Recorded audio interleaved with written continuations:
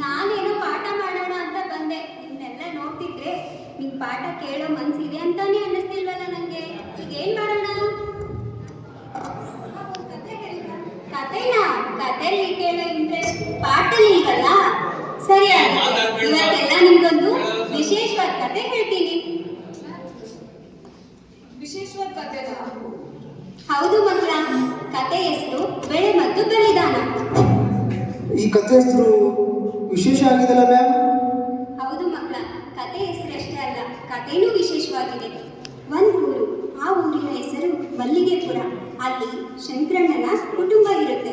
ಮುಂದೇನಾಯ್ತಂತ ನೋಡೋಣವಾ?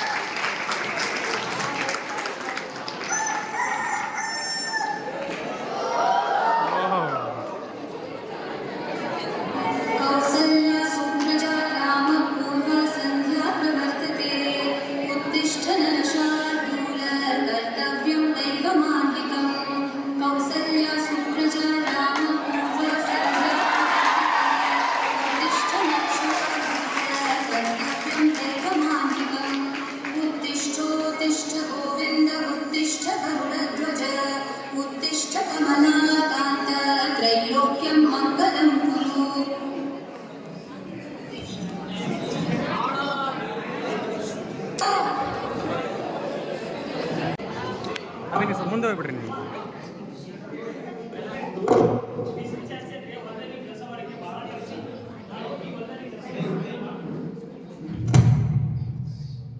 ಅಲ್ಲ ಕಣು ಶಂಕರ, ಒಂದು ಕಪ್ ಚಾ ನಾದ್ರು ಕುಡ್ದೋಗೋ. ಇರ್ಲಿ ಬಾರೋ, ನೀ ಬರಕ್ ತಡವಾಗ್ತೈತನು. ಒಂದು ಕಪ್ ಚಾ ಕುಡ್ದೋಗ್ ಬಾರೋ. ಅವ್ರಿಗಿಂತ ಮುಂಚೆ ನಾವು ಹೋಗ್ಬೇಕು, ಇಲ್ಲಾಂದ್ರೆ ನಮ್ಗೆ ಸರಿಯಾದ ಬೆಲೆನಿರಲ್ಲ. ನಾನು ನಿಮ್ ಸೊಸೆಗೆ ಅಡಿಗೆ ಮಾಡಿರ್ಬೇಕು, ನಾನು ಕೆಲಸ ಮುಗಿಸ್ಕೊಂಡು ಊಟನೇ ಮಾಡ್ತೀನಿ. ಸರಿ ಕಣು ಶಂಕರ, ಹುಷಾರು ಕಣು.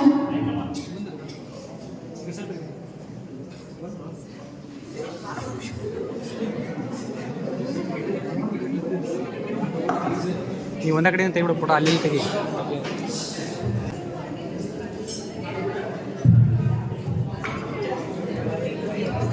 ಸರಿ ಕಣಮ್ಮ, ನಾನು ಚೀಟಿ ದುಡ್ಡು ಕಟ್ಟಿ ಬರ್ತೀನಿ, ಸರಿನಾ?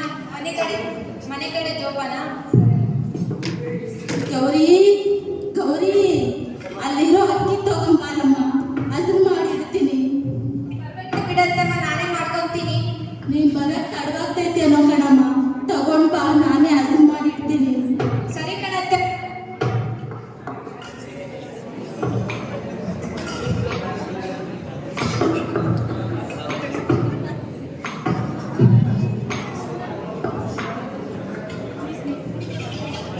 ತಗೊಳ್ಳಿ ಅತ್ತೆಮ್ಮ. ಅತ್ತೆ, ನಾನು ಚೀಟಿ ದುಡ್ಡು ಕಟ್ ಬರ್ತೀನಿ. ಸರಿ ಕಣ್ಗೌರಿ, ಹುಷಾರು ಕಣಮ್ಮ. ಸರಿ ಅತ್ತೆಮ್ಮ. ರೆಕಾರ್ಡ್ ಆಯ್ತದೆ ಕಣ.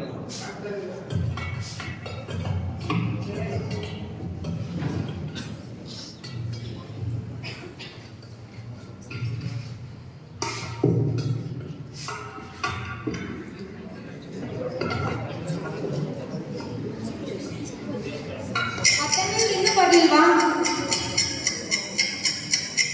ಇಲ್ಲ ಕಣ್ಗೌರಿ, ಇನ್ನೂ ಬಂದಿಲ್ಲ ಕಣಮ್ಮ. ಏನೇನು ಇಷ್ಟೊತ್ತಾಯ್ತಲ್ಲ, ಇನ್ನೂ ಬರ್ಲಿಲ್ವಲ್ಲ? ಏನೋ ಗೊತ್ತಿಲ್ಲ ಕಣಮ್ಮ, ಇನ್ನೂ ಬಂದಿಲ್ಲ ಅವರು.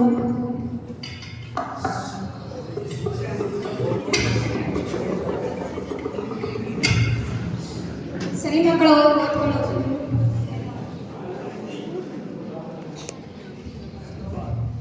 ಏನ್ ಬಿಸಿಲು ಇದು?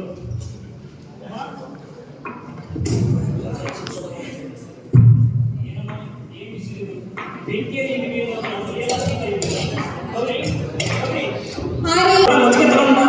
ಆರಿ ಸರಿದಂತೆ.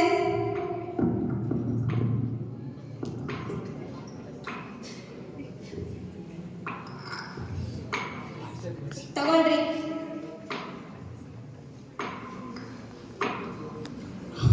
ಅಲ್ಲ ಗೌರಿ, ಈ ಜನಕ್ಕೆ ದುಡುಕು ತಿನ್ನೋ ಮನಸ್ಥಿತಿನೇ ಇಲ್ಲ ಅನಿಸ್ತಿದೆಯಲ್ಲ ಗೌರಿ. ಯಾಕ್ರಿ ಈಗ ಹೇಳ್ತಿದ್ದೀರಾ? ಏನಾಯ್ತು? ಅಲ್ಲ ಗೌರಿ, ನಿನ್ನೆ ನಾವು 4 ಜನಕ್ಕೆ ಲೇಬರ್ ಕೂಲಿ ಆಳಿಗೆ ಹೇಳಿದ್ವಿ. ಅವ್ರು ಇವತ್ತು ಯಾರೂ ಬಂದೇ ಇಲ್ಲ. ಅವ್ರು ನಂಬ್ಕೊಂಡು ಕುಂತ್ರಿ ನನ್ನ ಹೊಲದ ಕೆಲಸ ಆದಂಗೆ. ಅದಕ್ಕೆ ನಾನು ಇವತ್ತು ನಿನ್ನ ಮಗಳು ಕರ್ಕೊಂಡು ಹೋಗ್ತೀನಿ ಕೆಲಸ ಮಾಡೋಕ್ಕೆ. ನೀವು ಮನೆ ನೋಡ್ಕೋ ಗೌರಿ. ಹೌದಾ ರೀ, ಸರಿ. ರೋಹಿಣಿ, ರುಕ್ಮಿಣಿ, ಸ್ವಲ್ಪ ಇಲ್ಲಿ ಬನ್ನಿ.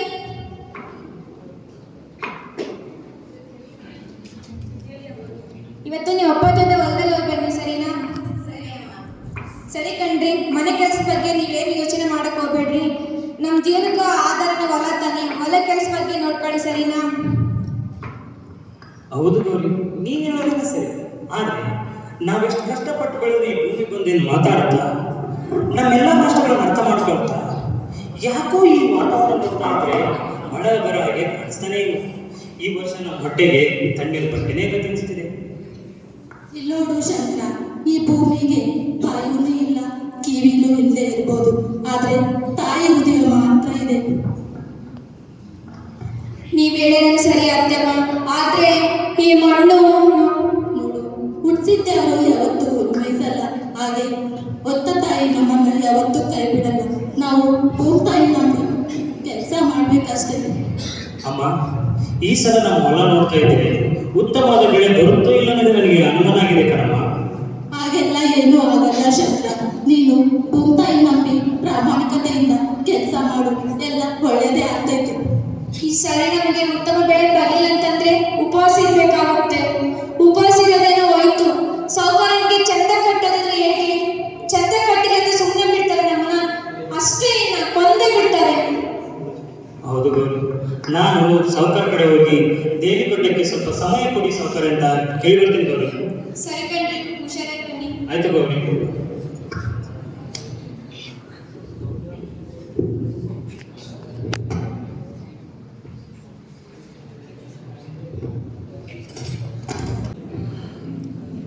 ಮುಂದೇನಾಯ್ತು ಹೇಳಿ ಮಿಸ್? ಮುಂದೆ ಆ ಶಂಕರಣ್ಣ ಅನ್ನೋ ರೈತ ಗೇಣಿ ಕಟ್ಟೋಕೆ ಅಂತ ಸಾವುಕಾರನ ಮನೆಗೆ ಹೋಗ್ತಾನೆ. ಸಾವುಕಾರ ಅಂದ್ರೆ ಯಾರು ಮಿಸ್? ಸಾವುಕಾರ ಅಂದ್ರೆ ಊರಿಗೆ ದೊಡ್ಡ ಶ್ರೀಮಂತ. ಈ ಸಾವುಕಾರನ ಬಳಿ ಪರಿಚಯವೆಲ್ಲ ಸಾಲ ತಗೋತಾ ಇದ್ರು. ಈ ಸಾವುಕಾರನ ಬಳಿ ತುಂಬಾ ಜಮೀನಿತ್ತಲ್ಲ, ಈ ಜಮೀನಿನಲ್ಲಿ ಬಡ ರೈತರೆಲ್ಲ ಉಳುಮೆ ಮಾಡಿ ಪ್ರತಿ ವರ್ಷ ಬೆಳೆ ಬಂದ ತಕ್ಷಣ ಈ ಸಾವುಕಾರನಿಗೆ ಗೇಣಿ ಕಟ್ಟಬೇಕಿತ್ತು. ಮುಂದೇನಾಯ್ತು ಅಂತ ನೋಡೋಣ.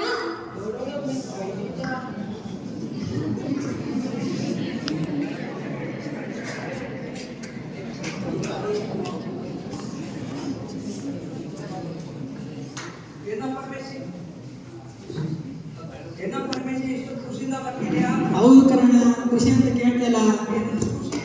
ಇವತ್ತು 1ನೇ ಕ್ಲಾಸ್ ಪರೀಕ್ಷೆ ಇತ್ತು ಕಣ. ನಮ್ಮಪ್ಪ ಅಮ್ಮಗೆ ಓದಕ್ ಬರಲ್ಲ, ಬರೆಯಕ್ ಬರಲ್ಲ, ರಜೆ ಅಂತೇಳಿ ಬಂದ್ಬಿಟ್ಟೆ ಕಣ.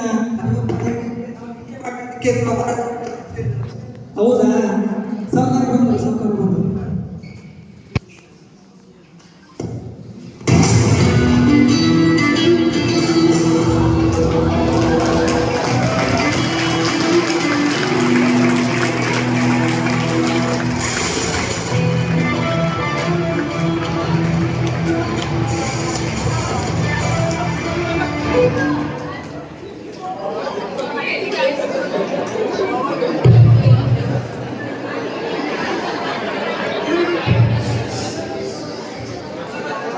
ಲೇ ಕುಲ್ಕರ್ಣಿ, ಎತ್ತ ಹೋದ ಕುಲ್ಕರ್ಣಿ, ಹೇಳಿದ ಮಾತು ಒಂದು ನಟ್ಟೆ ಮಾಡಲ್ಲ. ಲೇ ಕುಲ್ಕರ್ಣಿ, ಒಂದೇ ಸಾಕಾರೆ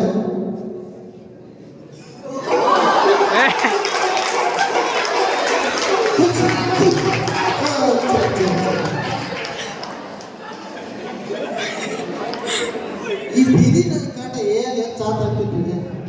ಬಾಬಾ ಅಲ್ರಿ, ನೀವ ಇಲ್ಲೇ ಅಡ್ಡಾಡ್ತೀನಿ, ನಾನು ಇಲ್ಲ ಅಡ್ಡಾಡ್ತೀನಿ. ಅಲ್ಲ, ನಿಮ್ಮೆ ಕಡೆ ಕೊಟ್ಟು ನನಗ ಬೋಗ್ತಾವ ನೀವು. ನೀವಂದ್ರೆ ಬಂದು ಊಟ ಹೊಡ್ಕೊಂಬಂದು ಕೊಡ್ತೀರಿ, ಮತ್ತೆ ಊಟ ಹೊಡ್ಕೊಂಬಂದ್ರೆ ಅಂತ ಮೀಟಿಂಗ್ ಸರಿನ ಬಾಯಪ್ಪ. ಚಾಚಾ ನಿಂತು ಮಾಡ್ರೆ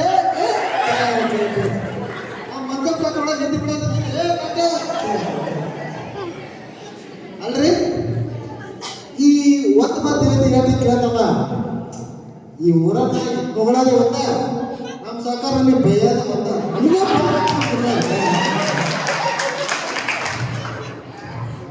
ಮತ್ತೆ ಸಾಕಾರ ಹೇಳ್ಬಿಟ್ರು ಬಾಲು ಚಟ್ನಿ ಸಾಕಾರ ಹೇಳ್ರಿ ಸಾಕಾರ. ಎಂತ ಆಗೋಗಿಲ್ಲ, ಅವಾಗಿಂದ ಕೂಗ್ತಾ ಇದ್ದೀನಿ. ಇಲ್ರಿ ಸಾಕಾರ, ಬೀದಿ ಮೇಲೆ ಕಾರಣ ಹೆಚ್ಚಾಗ್ಬಿಟ್ಟೈತ್ರಿ. ಹಿಂಗ್ ಬಂದಿನಿ ಪಂಚದ ಸರಿ ಸರಿ, ಒಂಚೂರು ಲೆಕ್ಕ ಪತ್ರ ತೆಗಿಲ್ಲ. ಅದು ಯಾರ್ಯಾರು ಎಷ್ಟೆಷ್ಟು ಅಂತ ಕಟ್ಟಿದ್ದಾರೆ ಅಂತ ಒಂದ್ಸಲ ಹೇಳಲ್ಲ ನಮ್ಗ. ನೋಡ್ರಿ ಸಾಕಾರ, ಇವ್ ಲೆಕ್ಕ ಪತ್ರ ಊರಾಗ ತುಂಬ ಲೆಕ್ಕ ತಗೋತಾಡ್ರಿ.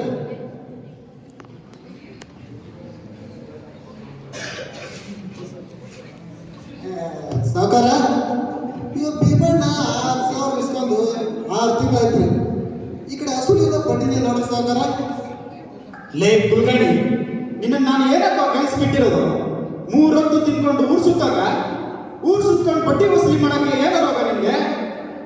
ಅದು ಹಂಗಲ್ರಿ ಸಾಕಾರ.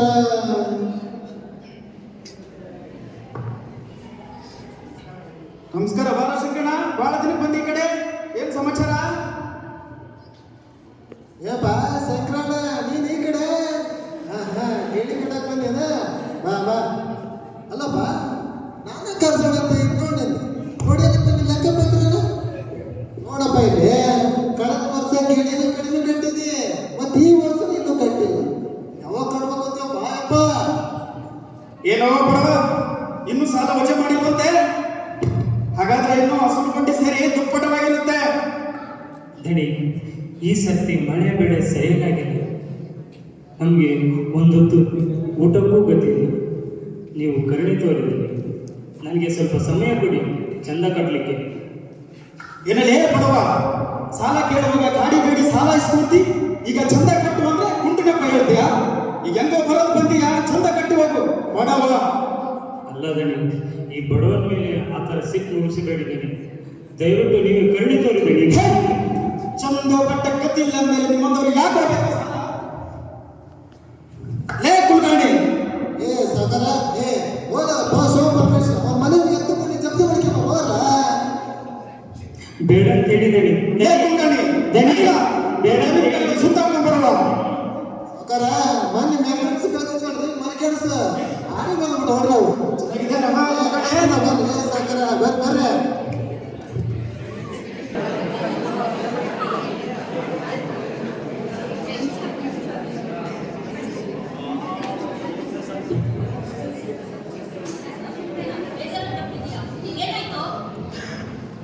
ಏನಂತ ಹೇಳಿ ನಮ್ಮ ಸಾವುಕಾರ ಮನೆಗೆ ದೇವಿ ಕಟ್ಟಕ್ಕೆ ಸ್ವಲ್ಪ ಸಮಯ ಕೊಡಿ ಸಾವುಕಾರ ಅಂತ ಕೇಳಕ್ಕೆ ಹೋಗಿದ್ದೆ.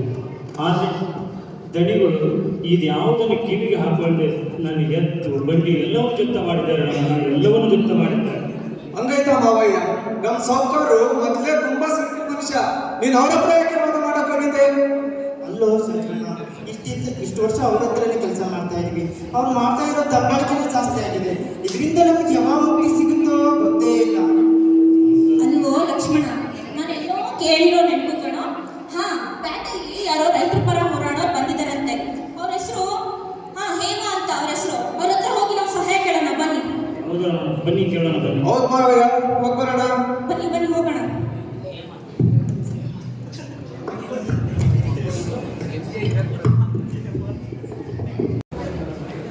ಮಿಸ್, ಈ ರಾಮಣ್ಣ, ಲಕ್ಷ್ಮಣಣ್ಣ, ಶಂಕರಣ್ಣ ಮತ್ತೆ ಜೀವ ಇವರೆಲ್ಲ ಯಾರು ಮಿಸ್? ರಾಮಣ್ಣ, ಲಕ್ಷ್ಮಣ್ಣ ಈ ಶಂಕರಣ್ಣನ ಭಾವಂದಿರು. ಈ ಶಂಕರಣ್ಣ ರಾಮಣ್ಣ ಮತ್ತು ಲಕ್ಷ್ಮಣ್ಣನ ತಂಗಿ ಗೌರಿಯನ್ನ ಮದುವೆಯಾಗಿರ್ತಾನೆ. ಲಕ್ಷ್ಮಣ್ಣ ಶಂಕರಣ್ಣನ ತಂಗಿ ಸುಂದ್ರಮ್ಮನನ್ನ ಮದುವೆಯಾಗಿರ್ತಾನೆ. ಈ ಜೀವ ಲಕ್ಷ್ಮಣ್ಣನ ಮಗ. ಈ ಜೀವ ಏನು ಓದದೇ ಇರೋ ಕಾರಣ ರೈತನಾಗಿ ಉಳಿದಿರ್ತಾನೆ. ಈ 4 ಜನ ರೈತರು ಸೇರಿ ಕಾಶಿಯಿಂದ ಬಂದಿರುವಂತಹ ರೈತರ ಪರ ಹೋರಾಟ ಮಾಡಿ ರೈತರಿಗೆ ನ್ಯಾಯ ಕೊಡಿಸ್ಲಿಕ್ಕೆ ಅಂತ ಬಂದಿರುವಂತಹ ಹೇಮಾ ಮೇಡಮ್ ಆಫೀಸಿಗೆ ಹೋಗ್ತಾರಲ್ವಾ? ಮುಂದೇನಾಯ್ತಂತ ನೋಡೋಣ.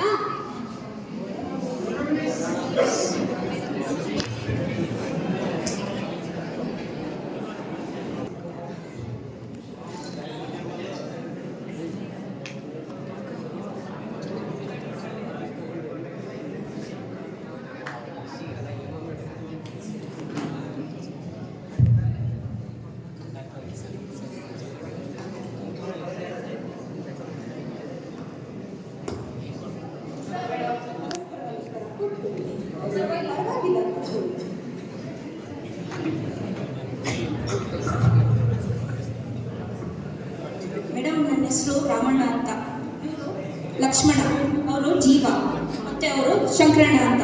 ನಾವು ಮಲ್ಲಿಗೆಪುರದಿಂದ ಬಂದಿದ್ದೀವಿ ಮೇಡಮ್. ಹೇಳಿ ಶಂಕರಣ್ಣ, ನನ್ನಿಂದ ನಿಮಗೆ ಎಂಥ ಸಹಾಯ ಆಗಬೇಕಿತ್ತು? ಮೇಡಮ್, ನಾವು ರೈತರು, ಬಡ ಕುಟುಂಬದಿಂದ ಬಂದಂಥವರು. ಆದರೆ ನಾವು ಬಡ ಕುಟುಂಬದಿಂದ ಬಂದಂಥವರು ಅಂತ ಹೇಳಿ ನಮ್ಮ ಸಾಹುಕಾರ ನಮ್ಮ ಮೇಲೆ ದಬ್ಬಳಿಕೆ ಮಾಡ್ತಾರೆ. ಸಾಹುಕಾರ ದೇಣಿ ಕಟ್ಟೋಕ್ಕೆ ಸ್ವಲ್ಪ ಸಮಯ ಕೊಡಿ ಸಾಹುಕಾರ ಅಂದರೆ ನನ್ನ ಎತ್ತು ಬಡ್ಡಿ ಎಲ್ಲವನ್ನು ಚುಕ್ತ ಮಾಡಿದ್ದಾರೆ ಮೇಡಮ್. ಹೌದು ಸ್ವಾಮಿ, ನಾನು ಸಾಲ ತಗೊಂಡಿದ್ದೀನಿ. ಸಾಲ ಟೈಮ್ ಕಟ್ಟರೂ ನಾನು ಕಟ್ಟಿಲ್ಲ. ಅವ್ರು ನಮ್ಮ ಮನೆ ಜಪ್ತಿ ಮಾಡ್ತಾರಂತೆ.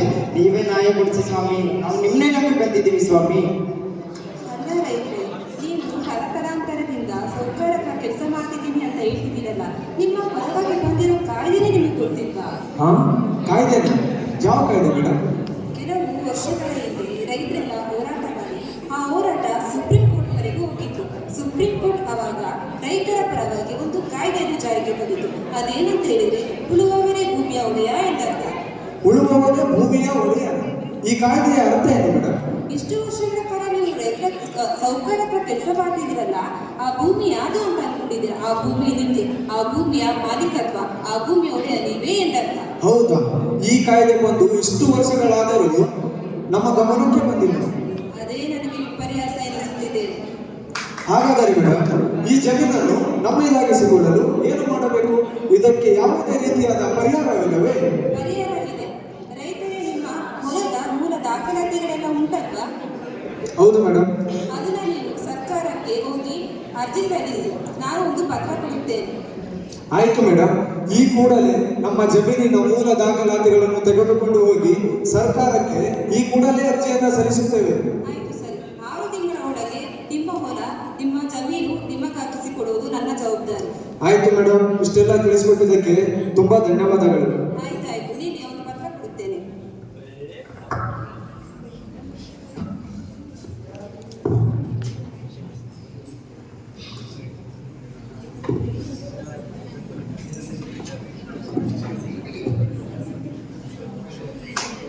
ಧನ್ಯವಾದ ಮೇಡಮ್.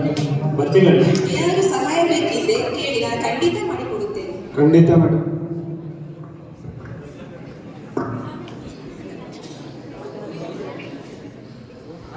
ಅಲ್ಲ ರಮಣ, ನಾವು ಇಷ್ಟು ವರ್ಷ ಒಳ್ಳೆ ಮಾಡ್ತಿರೋ ಭೂಮಿ ನಮ್ಮದೇ ಅಂತಲೇ ಗೊತ್ತಿದ್ದಿಲ್ಲ ನಮಗೆ. ನಾವು ಇಷ್ಟು ವರ್ಷ ಬೆಳೆದ ಬೆಳೆಗೆ ನಾವೇ ನೀರು ಕಟ್ತಿದ್ದೇವ? ಆ ಹೇಮಾ ಮೇಡಮ್ ಈ ವಿಷಯದ ಬಗ್ಗೆ ಹೇಳಿಲ್ಲ ಅಂದರೆ ನಮ್ಮ ಭೂಮಿ ನಮಗೆ ಸಿಗ್ತಾನೇ ಇರಲಿಲ್ಲ. ನಾವು ಎಷ್ಟೋ ವರ್ಷಗಳಾದರೂ ಕೂಡ ಸಾಹುಕಾರ ಹೇಳಿದಾಗೆ ಕೇಳಬೇಕಾಗಿತ್ತು. ಆದರೆ ಆ ಹೇಮಾ ಮೇಡಮ್ ಒಂದು ಮಾತಿಂದ ಇವತ್ತು ಎಷ್ಟು ಸಂತೋಷ ಆಯಿತು ಗೊತ್ತಾ ರಮಣ? ಹೌದು ಶಂಕರಣ್ಣ, ತುಂಬ ಸಂತೋಷ ಆಗ್ತದೆ ನಮ್ಗೆ. ಹೌದು ಶಂಕರಣ್ಣ, ತುಂಬ ಖುಷಿ ಆಯಿತು. ಹೌದು ಮಾವಯ್ಯ, ಮೇಡಮ್ ಅವರು ಇಷ್ಟೆಲ್ಲ ವಿಷಯಗಳನ್ನು ತಿಳಿಸಿಕೊಟ್ಟಿದ್ದಕ್ಕೆ ನಮಗೆ ತುಂಬಾ ಅನುಕೂಲಕರವಾಯಿತು. ಆಯಿತು, ಇನ್ನು ಭೂಮಿ ನಮಗೆ ಸಿಗುತ್ತೆ ಅನ್ನೋದು ಭರವಸೆ ಇದೆ. ನಡೀರಿ, ಎಲ್ಲ ಉಳುಮೆ ಮಾಡಿ ದುಡಿಯೋಣ. ಹೌದು ಮಾವಯ್ಯ.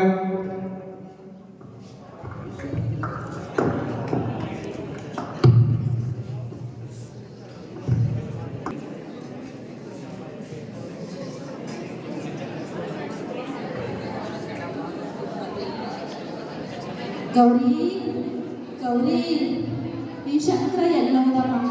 ಇನ್ನೂ ಬರಲಿಲ್ಲ.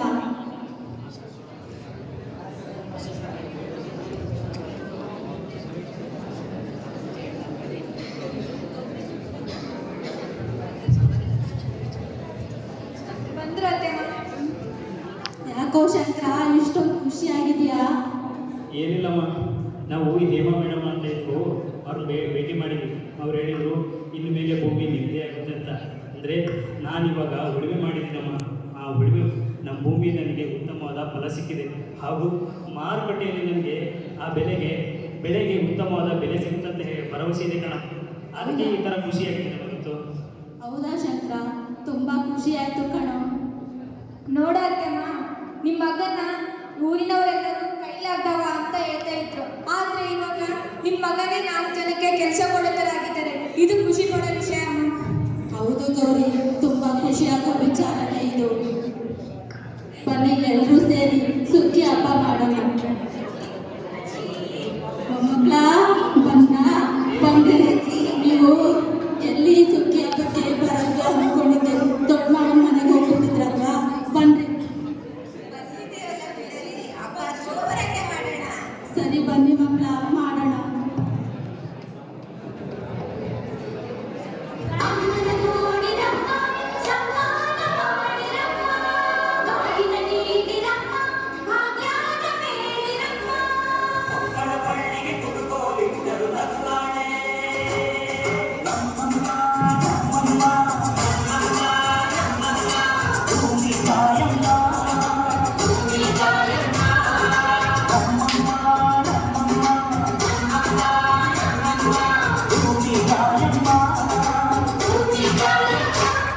ಈ ಸುದ್ದಿ ಕಂಡವಳಾರಮ್ಮ ಈ ಸುದ್ದಿ ಕಂಡವಳಾರಮ್ಮ ಈ ಹಬ್ಬ ಕಂಡವಳಾರಮ್ಮ ಈ ಸುದ್ದಿ ಕಂಡವಳಾರಮ್ಮ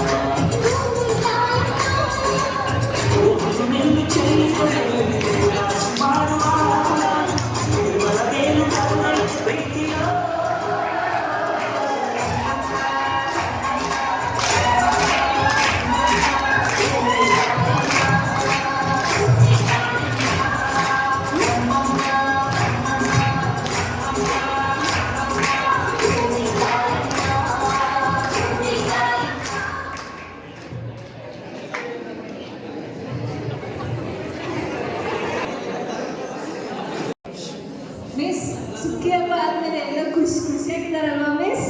ಅಲ್ಲ ಮಕ್ಕಳ, ತಾನೊಂದು ಬಗೆದರೆ ದೈವ ಒಂದು ಬಗೆಬೇಕು ಅನ್ನೋ ಹಾಗೆ ಇಲ್ಲಿ ಶಂಕರಣ್ಣನಿಗೇನೋ ಬೆಳೆ ಚೆನ್ನಾಗಿ ಬಂತು. ಆದ್ರೆ ರಾಮಣ್ಣ ಮತ್ತು ಲಕ್ಷ್ಮಣ್ಣನಿಗೆ ಮೋಸ ಆಯಿತು. ಮೋಸ ಆಯ್ತಾ ಮಿಸ್? ಅದೇಗೆ ರಾಮಣ್ಣ ಲಕ್ಷ್ಮಣನಿಗೆ ಹೇಗೆ ಮೋಸ ಆಯ್ತು ಮಿಸ್? ಅದೇ ಮೋಸ ಆಯಿತು ಅಂತ ಈಗ ನೋಡೋಣ ಬನ್ನಿ.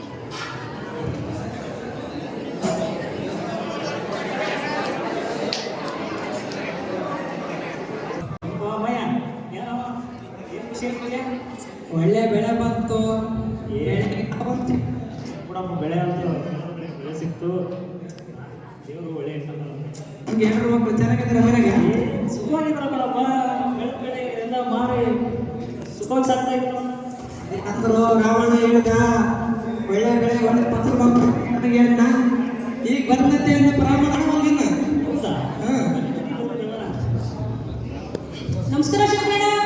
ರಾಮ ಬನ್ನಿ ಬನ್ನಿ ಏನು ವಿಷಯ ಏನ್ ಶಂಕರಣ್ಣ ತುಂಬಾ ಖುಷಿಯಾಗಿದ್ಯಾ? ನೀನೇ ಅದೃಷ್ಟವಂತ ಬಿಡು ಶಂಕರಣ್ಣ. ನಿಂಗೆ ಒಳ್ಳೆ ಬೆಳೆ ಬಂತು, ಒಳ್ಳೆ ಬೆಳೆಗೆ ಒಳ್ಳೆ ಬೆಲೆ ಸಿಕ್ತು. ನಾವು ಕಟಾವು ಮಾಡಿದ್ವಿ ಅಷ್ಟರಲ್ಲಿ ಅದ್ರ ಬೆಲೆನೇ ಕುಸಿದೆ ಶಂಕರಣ್ಣ. ನಾವೀಗ ನಾವು ಹಾಕಿರೋ ಬಂಡವಾಳ ನಮಗೆ ಸಿಗ್ತಾ ಇಲ್ಲ. ನಾವೇನ್ ಮಾಡೋದು ಶಂಕರಣ್ಣ? ಏನಿಲ್ಲ ರಮಣ, ನಾನು ಬೆಳೆದ ನಾವೆಲ್ಲ ಬೆಳೆದ ಬೆಳೆಯನ್ನೆಲ್ಲ ಮಧ್ಯವರ್ತಿಗೆ ಮಾಡಿ ನಟರಾಗಿದ್ದೀವಿ. ಆದರೆ ಈ ಸಲ ನಾನು ಬೆಳೆದ ಬೆಳೆಯನ್ನೆಲ್ಲ ನೇರವಾಗಿ ಮಾರುಕಟ್ಟೆಯಲ್ಲಿ ಬೆಳೆದ ಬೆಳೆಗೆ ಉತ್ತಮವಾದ ಬೆಲೆ ಇದೆ ಅಂತ ನೀವು ಹಾಗೆ ಮಾಡಬಹುದಿತ್ತಲ್ಲ ರಮಣ? ಅಯ್ಯೋ ನನಗೆ ಗೊತ್ತೇ ಆಗಿಲ್ವಲ್ಲ ಶಂಕರಣ್ಣ.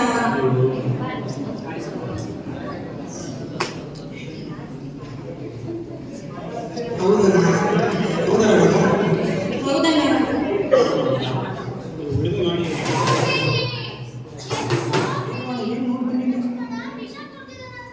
ಹೌದಾ? ಎಲ್ಲಂತೆ? ಎಲ್ಲಂತೆ? ಹೇಗಂತೆ? ಅಯ್ಯೋ ಏನಾಯ್ತಂತೆ?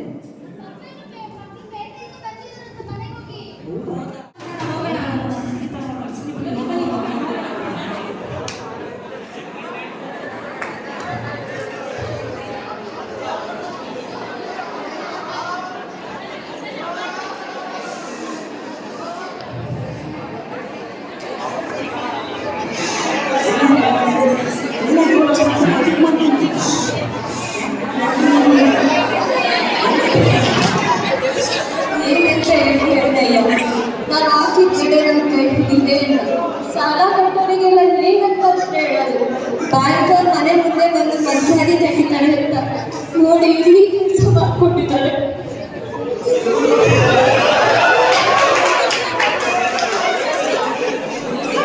ಅಯ್ಯೋ ಲಕ್ಷ್ಮಣ, ನಿಂಗೆ ಆಯ್ತು ಅಂತ ನಮ್ಮ ಮಾತು ಹೇಳೋದಲ್ವೇನೋ? ನಿಂಗೆ ಒಳ್ಳೆ ಬೆಳೆ ಸಿಗಲಿಲ್ಲ ಅಂತ, ನನಗೆ ಒಳ್ಳೆ ಬೆಳೆಗೆ ಬೆಲೆ ಸಿಗಲಿಲ್ಲ ಅಂತ.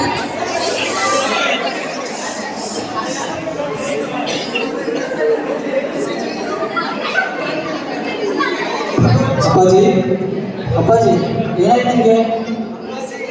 ಇಷ್ಟಕ್ಕೆ ಯಾರಾದರೂ ಜೀವ ಕಳ್ಕೊಳ್ಳೋ ನಿರ್ಧಾರ ಮಾಡ್ತಾರ? ಇದರ ಎಷ್ಟೋ ಜನಕ್ಕೆ ತಿನ್ನಲು ಊಟ ಗತಿ ಇಲ್ಲ, ಇರಲು ಜಾಗ ಇಲ್ಲ. ಇನ್ನು ಕೆಲವರು ನಮ್ಮ ದುಡ್ಡಿನ ಮತದಲ್ಲಿ ಅನ್ನಪೂರ್ಣೇಶ್ವರಿಗೆ ಬೆಲೆಯೇ ಕೊಡಲ್ಲ. ಇಂತಹ ಕೋಟ್ಯಾಂತರ ಜನರ ಹೊಟ್ಟ ತುಂಬಿಸುವ ನಾವು ಕೇವಲ ಇಂಥ ಸಣ್ಣ ವಿಚಾರಕ್ಕೆ ಈ ತರ ದೊಡ್ಡ ನಿರ್ಧಾರ ತಗೋಬಾರ್ದು ಅಪ್ಪಾಜಿ. ನಾವು ಈ ಸಮಾಜದೊಳಗೆ ಬದುಕಿ ತೋರ್ಸೋಣ ಅಪ್ಪಾಜಿ. ಹೌದು ಅಪ್ಪಾಜಿ, ಬೇರೆ ಕೆಲಸ ನಿಲ್ಲಿಸಿದ್ರೆ ಜೀವನ ಹೇಗೋ ನಡೀತದ. ಆದ್ರೆ ಭೂತಾಯಿ ಮಗ ರೈತ ಕೈ ಬಿಟ್ರೆ ಎಲ್ಲ ಶೂನ್ಯ. ಅಲ್ಲೋ ಲಕ್ಷ್ಮಣ, ಇಂಥ ಮಕ್ಕಳು ಚಿಂದಂತ ಎಟ್ಟಿ ಬಿಟ್ಟು ಅದ್ಯಾವುದೋ ಹೋಗೋ ನಿರ್ಧಾರ ಮಾಡಿದ್ರು.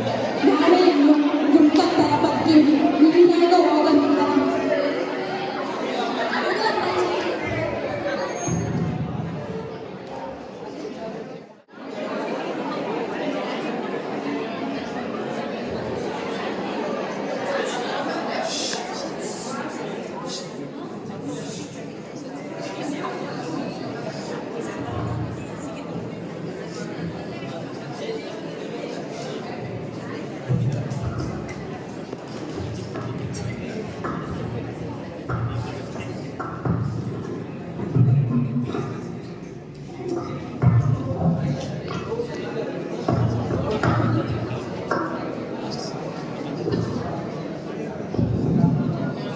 ಬಾಸ್ ಬಾಸ್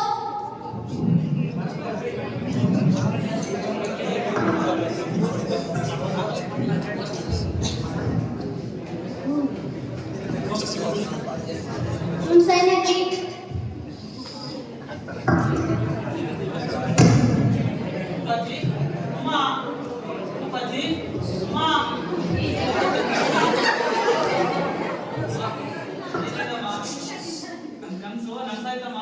ಕನ್ಸ ಏನೋ ಒಂದು ಕನ್ಸು ಸರಿಯಾಗಿ ಅರ್ಥ ಆಗುತ್ತಾರೆ ಹೇಳು. ನಾನು ಈ ಚಿಕ್ಕ ಹುಡುಗ ಇದ್ದಾಗಲಿಂದ ಈ ಭೂಮಿ ನಮ್ಮ ತಾಯ್ನಾಡಿನ ಸೇವೆ ಮಾಡಬೇಕು ಅಂತ ಅನ್ಕೊಂಡಿದ್ದೆ. ಅದಕ್ಕೆ ಈಗ ಸರಿಯಾದ ಸಮಯ ಬಂದಿದೆಯಮ್ಮ. ಏನು? ನೀನೇನಾದ್ರೂ ಸಂಪಾದಿಸ್ತಾರ ರೈತ ಆಗ್ಬೇಕು ಅಂತ ಅನ್ಕೊಂಡಿದ್ಯೋ ಹೇಗೆ? ಇಲ್ಲ ಕಣಮ್ಮ, ಅದಕ್ಕೆ ಅಣ್ಣ ಅಪ್ಪ ಇದೆಲ್ಲ ನಾನು ರೈತನಾಗೋದಿಲ್ಲ. ನಾನು ನಮ್ಮ ದೇಶ ಕಾಪಾಡೋ ಸೈನಿಕನಾಗುತ್ತೇನೆ ಕಣಮ್ಮ. ಆಕಾಶ, ನೀನೇನು ಸೈನಿಕ ಆಗೋದು ಬೇಕಾಗಿಲ್ಲ. ಮನೆಯಾಗ ಕೆಲಸ ಮಾಡ್ತಿದ್ರೂ ಪರವಾಗಿಲ್ಲ. ನೀನು ಸೈನಿಕ ಆಗೋದು ಬಿಡ್ಬೇಕಣ್ಣ ಮಗನೇ. ಹೌದು, ನಿಮ್ಮಪ್ಪ ಭೂಮಿ ನಂಬಿ ಕೈ ಸಿಕ್ಕೊಂಡ್ರು. ನಿಮ್ಮ ಅಣ್ಣಗಂತೂ ಓದು ತಲೆಗೆ ಹತ್ತಲಿಲ್ಲ. ಇವಾಗ ನೀನು ನನಗೇನು ಆಗಲ್ಲಮ್ಮ. ಏಕೆಂದ್ರೆ ಈ ಭೂಮಿ ತಾಯಿ ಸೇವೆ, ನಮ್ಮ ತಾಯ್ನಾಡಿನ ಸೇವೆ ಮಾಡುವ ಸದಾವಕಾಶ ಎಲ್ಲರಿಗೂ ಸಿಗಲ್ಲ. ಆದ್ರೆ ಆ ಅವಕಾಶ ನಿಮ್ಮ ಪುತ್ರನಿಗೆ ದೊರಕಿದೆ. ಅದಕ್ಕೆ ನೀವು ಖುಷಿ ಪಡಬೇಕು, ಸಂತೋಷಿಸಿ. ಅಂದು ಆಕಾಶ, ನಮ್ಮನೆಗೆ ಓದಿರೋ ಒಬ್ಬನೇ ನಿನ್ಗೆ ಏನೆಲ್ಲ ಆಗ್ಬಿಟ್ರೆ ಆಗಲ್ಲ ಅಪ್ಪಾಜಿ. ನಿಮ್ಮ ಆಶೀರ್ವಾದವರೆಗೂ, ಈ ಭೂತಾಯಿ ಪ್ರೀತಿವರೆಗೂ, ನಮಗೆ ವಿದ್ಯಾಭ್ಯಾಸ ಗುರುಗಳ ಆಶೀರ್ವಾದವರೆಗೂ ನನಗೆ ಏನೂ ಆಗಲ್ಲ ಅಪ್ಪಾಜಿ. ಸರಿ ಕಣ್ಣ, ನಿನ್ನ ಕನಸಿಗೆ ನಾನು ಎದಕ್ಕಡ್ಡ ಬರಲಿ? ನಂದೊಂದು ಷರತ್ತಿದೆ, ಅದು ನೀನು ಒಪ್ಪಿದ್ರೆ ಮಾತ್ರ. ಶರತ್ತ ಅಪ್ಪಾಜಿ? ಹ್ಞೂ, ಅದು ನಿನ್ನ ಮದುವೆ. ನಮ್ಮ ಮನೆಯಲ್ಲಿ ನಮ್ಮ ಅಣ್ಣನ ಮದುವೆನೇ ಆಗಿಲ್ಲ. ನೋಡು ಆಕಾಶ್, ಈ ರೈತರಿಗೆ ಯಾರು ಕೊಡ್ತಾರೆ? ನೀನೇ ಮೊದಲು ಮದುವೆ ಮಾಡ್ಕೊ, ನನ್ನ ಯೋಚನೆನ ಬಿಟ್ಬಿಡು. ಅದಾಗಲ್ಲ ಕಣ. ಇದು ನಮ್ಮ ಮನೆಯಲ್ಲಿ ಮಗನ ವಿಷಯ. ಮೊದಲು ನೀನು ಮದುವೆ ಆಗಬೇಕು, ನಂತರ ಮುಂದಿನ ವಿಷಯ. ಅಲ್ಲೋ ಆಕಾಶ, ಅಲ್ಲೋ ಜೀವನ. ನಮ್ಮ ತಂಗಿ ಮಕ್ಕಳು ರೋಹಿಣಿ ರುಕ್ಮಿಣಿ ಇದಾರಲ್ಲ, ಅವ್ರ ಜೊತೆ ಮದುವೆ ಮಾಡಿಸ್ತಿರ್ಕೊಂಡ್ರು. ಆಯ್ತು ಅಪ್ಪಾಜಿ, ನೀವು ಹೇಳಿದ್ರೆ ಆಗಲ್ಲ.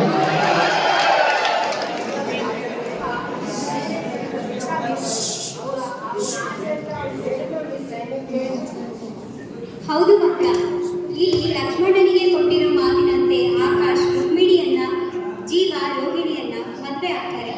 ಆದ್ರೆ ಲಕ್ಷ್ಮಣನು ನಂತರ ಆಕಾಶ್ಗೆ ಕೊಟ್ಟಿರೋ ಮಾತಿನಂತೆ ಸೇನೆಗೆ ಸೇರಲು ಹೋಗ್ತಾರೆ. ಮದುವೆ ಆಗಿ ಕೆಲ ದಿನಗಳ ಬಳಿಕ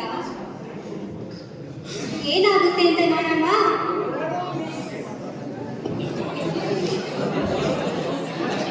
ಬಾಸ್ ಬಾಸ್ ಸೈನ್ ಹಾಕಿ.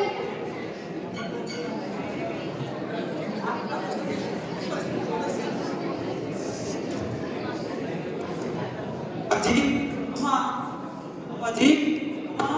ಏನಾಯ್ತು ಮಗ್ನೆ? ಅದೇ ಕಣಮ್ಮ, ನನಗೆ ಭಾರತ ಸೇನೆಯ ಕಡೆಯಿಂದ ಕಾಪಿ ಬಂದಿದೆ. ನಾನು ಈ ಕೂಡಲೇ ನಮ್ಮ ಭಾರತಾಂಬೆಯ ಸೇವೆ ಮಾಡಲು ತರಬೇತಿಗಾಗಿ ಇನ್ನು ಕೆಲವೇ ದಿನಗಳಲ್ಲಿ ಹೋಗಬೇಕಾಗಿದೆ. ಆದ ಕಾರಣ ನನಗೆ ನಿಮ್ಮ ಆಶೀರ್ವಾದ ಬೇಕು ಕಣಮ್ಮ.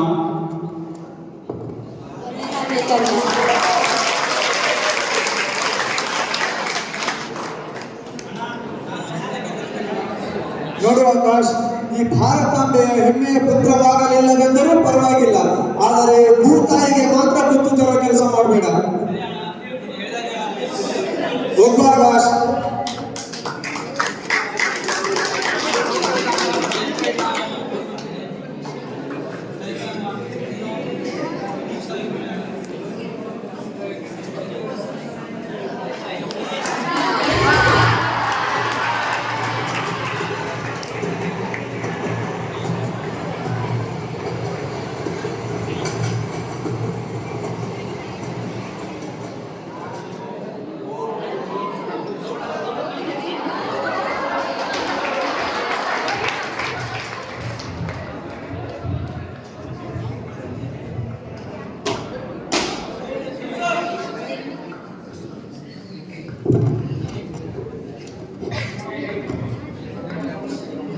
ನಿಮಗೆಲ್ಲರಿಗೂ ಭಾರತವನ್ನು ರಕ್ಷಿಸುವ ಸೇನೆ ತರಬೇತಿಗೆ ಸ್ವಾಗತ. ಈ ತರಬೇತಿಯಲ್ಲಿ ಕಠಿಣ ಪರಿಶ್ರಮ, ಶಿಸ್ತು, ಆತ್ಮವಿಶ್ವಾಸ ಹಾಗೂ ಧೈರ್ಯವನ್ನು ಹೊಂದಿರುವ ಒಬ್ಬ ಯೋಧನನ್ನು ನಿರೀಕ್ಷಿಸುತ್ತದೆ. ಸರ್, ನಾನು ಇದನ್ನು ಭರವಸೆಯಿಂದ ಪೂರೈಸುತ್ತೇನೆ ಸರ್. ನಾಳೆಯಿಂದ ನಿಮಗೆಲ್ಲರಿಗೂ ತರಬೇತಿಯು ಶುರುವಾಗಲಿದೆ. ಎಲ್ಲರೂ ಕಡ್ಡಾಯವಾಗಿ ಹಾಜರಾಗಬೇಕು. ವಿಶ್ರಾಮ್, ಸಾವಧಾನ್, ಡಿಸ್ಪರ್ಸ್.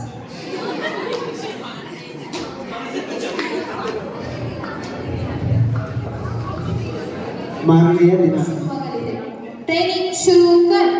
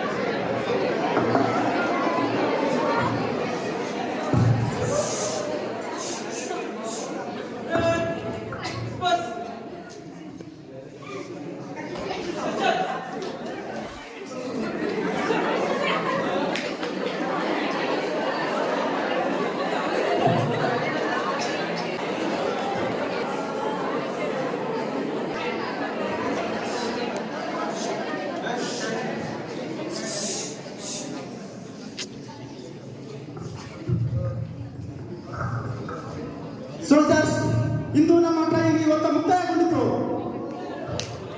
Yes sir. ಇನ್ನು ಮುಂದೆ ನಾವು ಭಾರತಾಂಬೆ ಸೇವೆಯನ್ನು ಮಾಡಬಹುದು.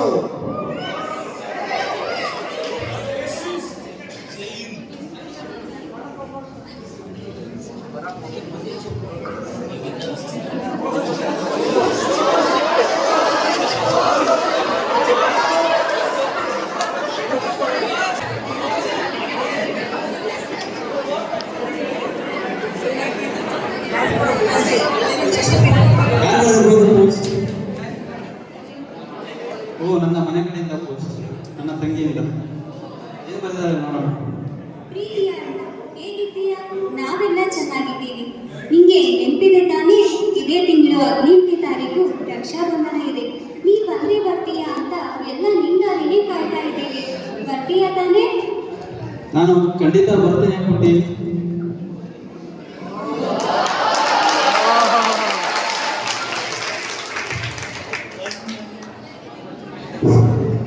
ಏನೋ ಆಕಾಶ, ಎಷ್ಟು ಖುಷಿಯಾಗಿದೆ. ಏನ್ ಸಮಾಚಾರ?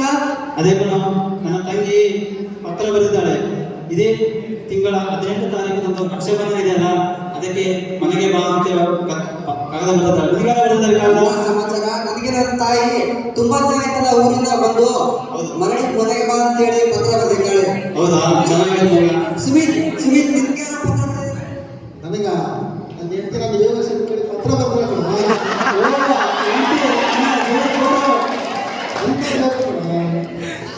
ಅಜಿತ್, ನಿನ್ಗೆ ಕಣ ಪತ್ರ ಬರ್ತೀವ? ನನಗೆ ನನ್ನ ತಮ್ಮ ಪತ್ರ ಬರೆದ ಕಣೋ. ಹೇಗೆ ಬರೆದ ತಮ್ಮ ಪತ್ರ? ನಾನು ಓದಿದ ಶಾಲೆಯಲ್ಲಿ ಒಂದು ಕಾರ್ಯಕ್ರಮ ಇಟ್ಕೊಂಡಿದ್ದು, ಅದಕ್ಕೆ ಅತಿಥಿಯಾಗಿ ನನ್ನ ಕರೆದಿದ್ದರಂತೆ. ಇದ್ರ ಕುರಿತು ನಮ್ಮ ತಮ್ಮ ನನ್ನ ಪತ್ರ ಬರೆದ ಕಣೋ. ಓ ಅಣ್ಣ, ಆಚೆ ಅಚೀವ್ಮೆಂಟ್ ಜೋರು. Congratulations.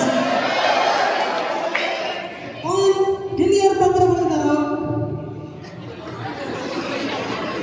ನನಗೆ ಯಾರು ಪತ್ರ ಬರೀತಾರೆ? ನಾನೊಬ್ಬ ಅನಾಥ ಕಣ. ಯಾಕೋ ಆನಂದ ಅಂತೀಯ? ನಾವೆಲ್ಲ ಒಂದೇ ತಾಯಿ ಮಕ್ಕಳಲ್ವಾ?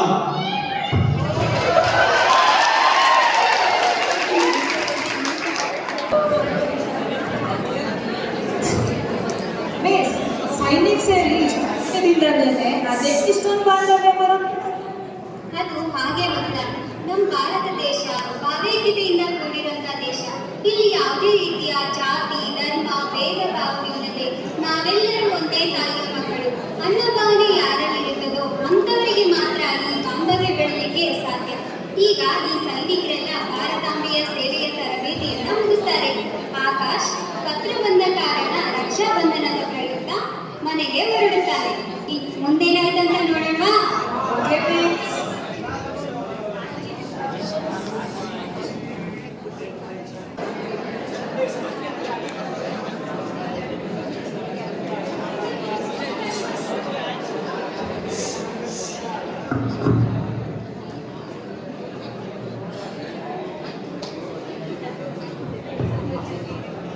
ಸುಂದರಿ ಏನಂತೆ? ನನ್ನ ಮಗ ಹಸಿ ಕೂಸ್ತರ ಇದ್ದ, ಇವಾಗ ಆ ಕೂಸೆ ಈ ದೇಶ ಕಾಯೋ ಯೋಧ ಆಗಿದ್ದಾನೆ. ನನ್ನ ಮಗ ಸೈನಿಕ ಅಂತ ಹೇಳ್ಕೊಳಕ್ಕೆ ನನಗೆ ಎಷ್ಟು ಹೆಮ್ಮೆ ಕಣೆ ಗೊತ್ತಾ ನಿನಗೆ?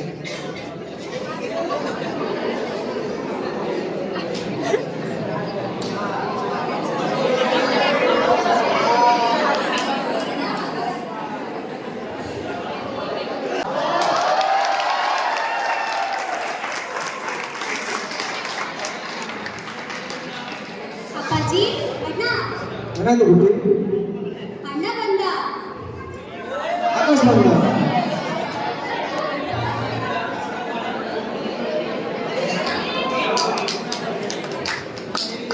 ಆರಾಮಿದ್ದೀನಿ ಆಕಾಶ್, ನೀನ್ ಹೇಗಿದ್ದೀಯಾ? ಹೇಗಿದೆಯಮ್ಮ? ನಾನ್ ಚೆನ್ನಾಗಿದ್ದೀನಿ ಅಣ್ಣ, ನೀನ್ ಹೇಗಿದೀಯಾ? ನಾನು ಚೆನ್ನಾಗಿದ್ದೀನಮ್ಮ. ರೋಹಿಣಿ ರುಕ್ಮಿಣಿ ಹೇಗಿದ್ದೀರಾ?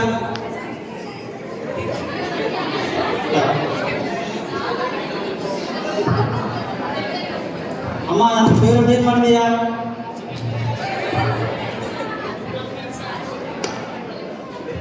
ನಿಮ್ಗೆ ಇಷ್ಟ ಅಂತ ಒಬ್ಬಟ್ಟು ರೊಟ್ಟಿ ಎಲ್ಲ ಮಾಡಿದ್ದೀನಪ್ಪ. ಬನ್ನಿ ಎಲ್ಲ ಊಟ ಮಾಡೋಣ. ಥ್ಯಾಂಕ್ಸ್ ಅಮ್ಮ.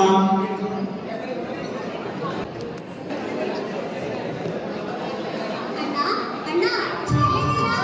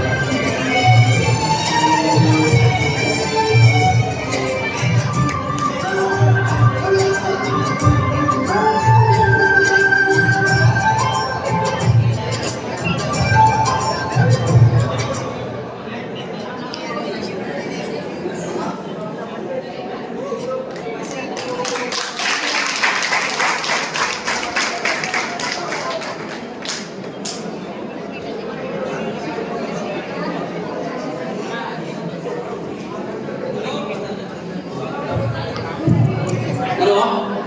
Soldier Akash speaking. Yes sir.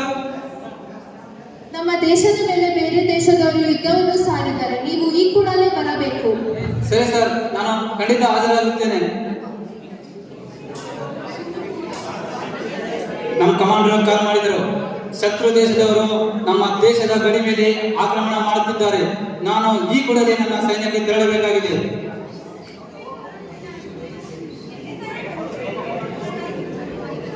ಇಲ್ಲ, ನಾನು ಇದಕ್ಕಾಗಲ್ಲ. ಏಕೆಂದರೆ ನಾನು ತಡವಾಗಿ ಹೋದರೆ ನನ್ನ ಭಾರತಾಂಬೆಗೆ ಕಷ್ಟವಾಗಿ ಬಿಡುತ್ತದೆ. ನೀನು ಒಬ್ಬ ಯೋಧನ ಹೆಂಡತಿ, ಇಷ್ಟಕ್ಕೆಲ್ಲ ಹೆದರಬಾರದು, ಧೈರ್ಯ ತಗೋಬೇಕು. ಅಪ್ಪ, ಅಮ್ಮ, ಮಗ್ನೆ, ಅಮ್ಮ, ನನ್ನ ದೇಶಕ್ಕೆ ತುರ್ತು ಪರಿಸ್ಥಿತಿ ಎದುರಾಗಿದೆ. ನಾನು ಈ ಕೂಡಲೇ ನನ್ನ ಸೈನ್ಯಕ್ಕೆ ತೆರಳಬೇಕಾಗಿದೆ. ನನಗೆ ಆಶೀರ್ವಾದ ಮಾಡಿ ಅಮ್ಮ. ಅಪ್ಪ, ನಿನ್ನ ಜೊತೆ ನಮ್ಮ ದೇಶವನ್ನು ಗೆಲ್ಲಿಸು ಮಗನೇ, ಒಳ್ಳೆಯದಾಗಲಿ. ಸರಿಯಪ್ಪ, ಸರಿ ಅಮ್ಮ. ಅಣ್ಣ, ಓದುತ್ತಿದ್ದೇನೆ ಅಣ್ಣ.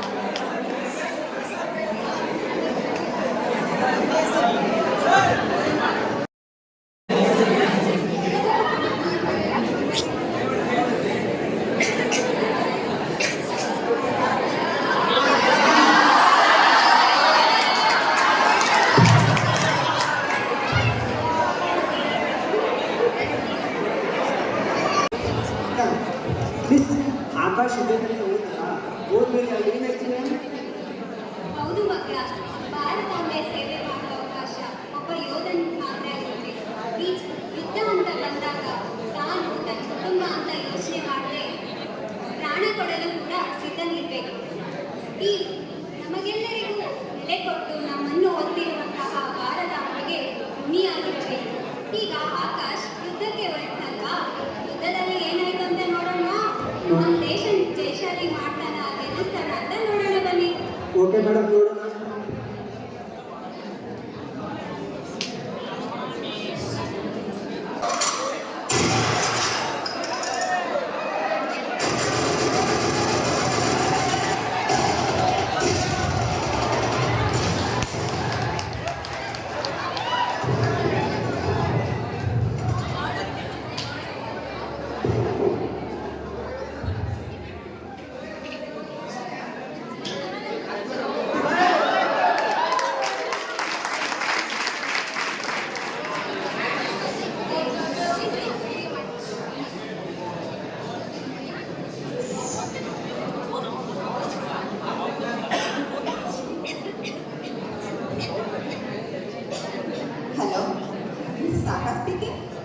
This is Commander speaking.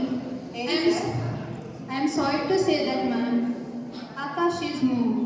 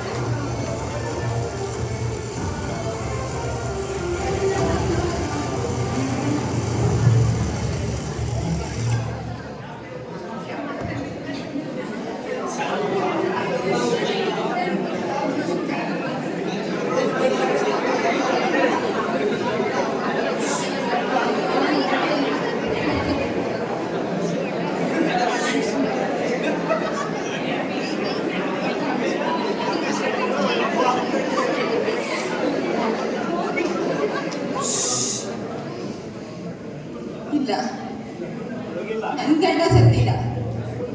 ಭಾರತಾಂಬೆಗೋಸ್ಕರ ಅವರು ವೀರಮರಣ ಹೊಂದಿರೋದು. ಶತ್ರುಗಳೇ ನಿಮ್ಮ ಕೊಲ್ಲಲು ಮತ್ತು ಗುಂಡುಗಳು ಬಂದೂಕುಗಳ ಕೊರತೆ ಆಗಿರ್ಬೋದು, ಆದ್ರೆ ನನ್ನ ಗಂಡಂತರ ವೀರ ಯೋಧನ ಕೊರತೆ ಈ ದೇಶಕ್ಕೆ ಎಂದೂ ಬಾರಲ್ಲ. ಈ ಭಾರತಾಂಬೆ ಸುರಕ್ಷಿತವಾಗಿರೋದು ಹೇಗೆ ಅನ್ಕೊಂಡಿದ್ದೀರಾ? ನನ್ನ ಗಂಡಂತರ ಸೈನಿಕನಿಂದ. ನಾವೆಲ್ಲ ಉಸಿರಾಡ್ತಿರೋದು ಹೇಗೆ ಅನ್ಕೊಂಡಿದ್ದೀರಾ? ಗಾಳಿಯಿಂದನಾ? ಇಲ್ಲ, ನನ್ನ ಗಂಡನಂತ ಸೈನಿಕರ ಉಸಿರಿನಿಂದ. ಎಲ್ಲರೂ ಹೇಳಿ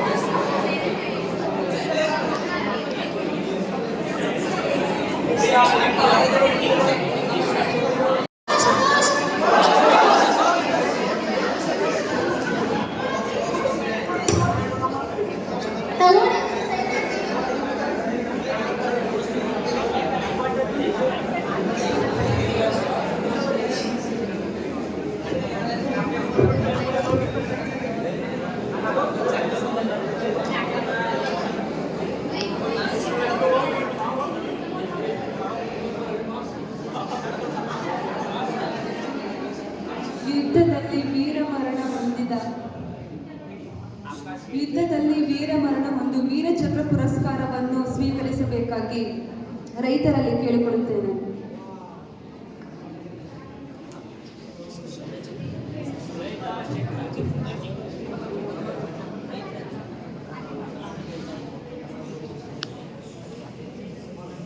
ಬಾಬಾ ಆಕಾಶಕ್ಕೆ ಬಂದಿರೋದಲ್ವ ಇದು?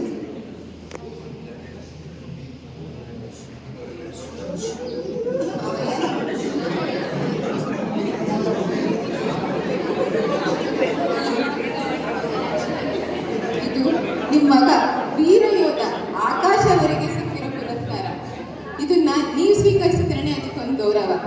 ಯಾರು ಸೈನಿಕನ ಅಲ್ಲೇ ಕಷ್ಟ ಇರುತ್ತೆ, ಅವ್ರಿಗೆ ತೊಂದರೆ ಆಗುತ್ತೆ, ಕೆಲಸ ಮಾಡ್ತಾರೆ, ಅದಾದ್ಮೇಲೆ ರಿಟೈರ್ಮೆಂಟ್ ಇರುತ್ತೆ, ಗೌರ್ಮೆಂಟ್ ಕೆಲಸ ಸಿಗುತ್ತೆ ಅನ್ನೋ ಪ್ರತಿಯೊಬ್ಬರಿಗೂ ಇದು ಗೊತ್ತಾಗಬೇಕು.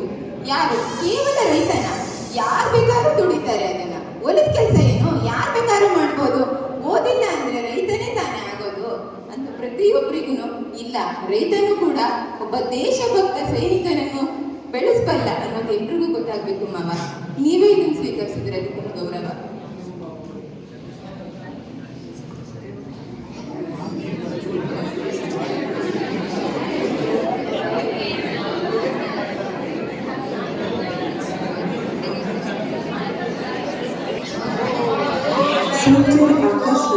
ದೇಶಕ್ಕಾಗಿ ಹೋರಾಟ ಮಾಡಿ ವೀರಮರಣ ಹೊಂದಿದ್ದಾರೆ.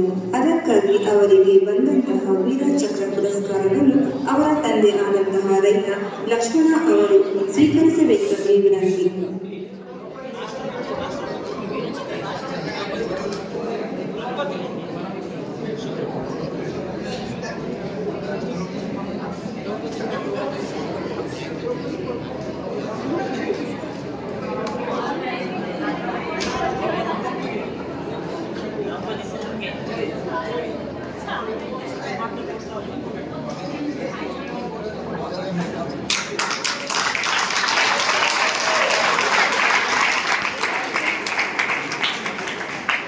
ಪ್ರಪಂಚದಲ್ಲಿ ಕಣ್ಣೀರು ಹನಿಗಿಂತ ಬೆವರು ಹನಿ ಶ್ರೇಷ್ಠ. ದೇಶವೆಂಬ ಅರಗಿನ ಮನೆಯನ್ನು ಕಾಪಾಡುವ ಶಕ್ತಿ ಯುಕ್ತಿ ತುಂಬಿರುವ ಅಪ್ರತಿಮ ವೀರರೇ ನಮ್ಮ ಭಾರತೀಯ ಯೋಧರು. ನಾವಿಂದು ನೆಮ್ಮದಿಯಾಗಿ ಮನೆಯಲ್ಲಿ ಊಟ ಮಾಡುತ್ತಿದ್ದೀವಿ ಅಂದರೆ ಇವರ ಶ್ರಮ ಕಾಣದ ದೇವರಿಗಿಂತ ಹೆಚ್ಚು. ಭಾರತದ ಬಾವುಟ ಹಾರುತ್ತಿರುವುದು ಗಾಳಿಯಿಂದಲ್ಲ, ನಮ್ಮ ಯೋಧರಿಂದ. ಕೃಷಿಯೇ ಆತ್ಮ, ಕೃಷಿಯೇ ಬೆನ್ನೆಲುಬು ಆಗಿರುವ ಈ ರಾಷ್ಟ್ರಕ್ಕೆ ನಮಗೆ ಇಲ್ಲಿ ಹುಟ್ಟಿದ್ದಕ್ಕೆ ನಮಗೆ ನಿಜಕ್ಕೂ ಹೆಮ್ಮೆ ಇದೆ. ಇಷ್ಟೆಲ್ಲ ಶ್ರಮಿಸಿದ ನಿಮಗೆ ನಮ್ಮದೊಂದು ಸಲ.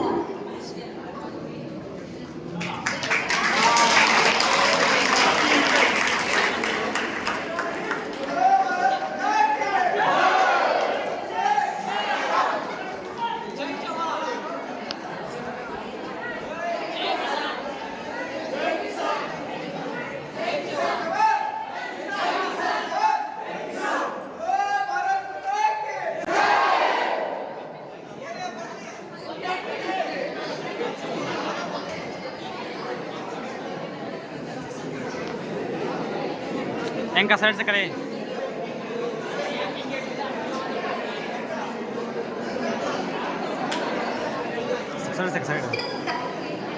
ಸೈಡ್ ಸೈಡ್ ಹೆಂಗ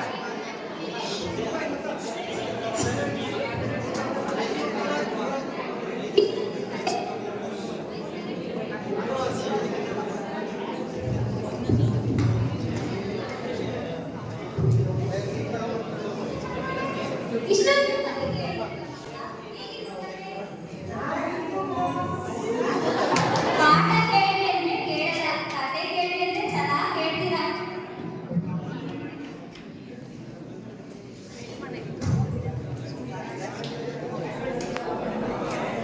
ಇಲ್ಲಿಯವರೆಗೂ ಅರ್ಥಕಂಡದಿಂದ ಬೆಳೆ ಮತ್ತು ಬಲಿದಾನ ಎಂಬ ನಾಟಕ ಪ್ರದರ್ಶನ.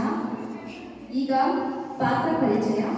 ರೈತ ಶಂಕರಣ್ಣನ ಪಾತ್ರದಲ್ಲಿ ಮಾಂತೇಶ್ ಉಜಲಗುಂಡಿ.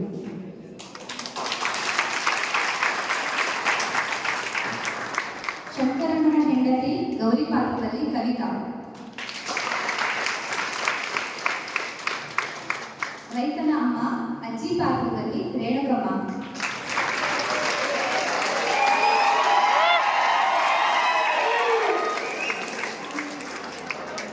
ಸಾಹುಕಾರ ಹಾಗೂ ಸೈನಿಕ ಪವನ್ ಪಾತ್ರದಲ್ಲಿ ಬಸವರಾಜು.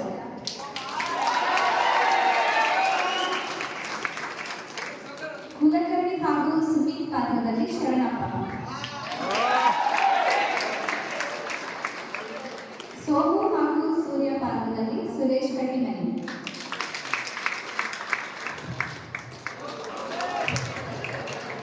ಪರಮೇಶ್ವರಿ ಹಾಗೂ ತೇಜಸ್ ಪಾತ್ರದಲ್ಲಿ ಅಮ್ಮಯ್ಯ.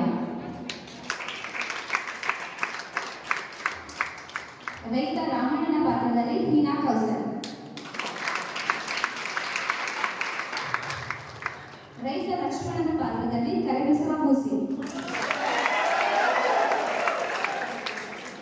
ಲಕ್ಷ್ಮಣನ ಹೆಂಡತಿ ಸುಂದರಮ್ಮನ ಪಾತ್ರದಲ್ಲಿ ಕೃತಿಕಾ. ಲಕ್ಷ್ಮಣನ ಮಗ ಜೀವ ಪಾತ್ರದಲ್ಲಿ ಸುರೇಶ್ ರಾಠೋಡ್. ಜೀವ ಹೆಂಡತಿ ರೋಹಿಣಿ ಪಾತ್ರದಲ್ಲಿ ಐಶ್ವರ್ಯ. ಲಕ್ಷ್ಮಣನ ಮಗ ಆಕಾಶ್ ಪಾತ್ರದಲ್ಲಿ ಶ್ರೀಕುಮಾರ್.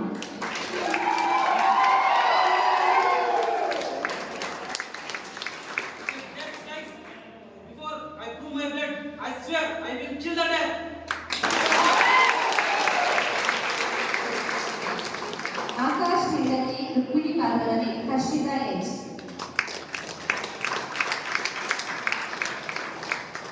ಲಕ್ಷ್ಮಣನ ಮಗಳು ದೀಪಾ ಪಾತ್ರದಲ್ಲಿ ಮಧುರಾ.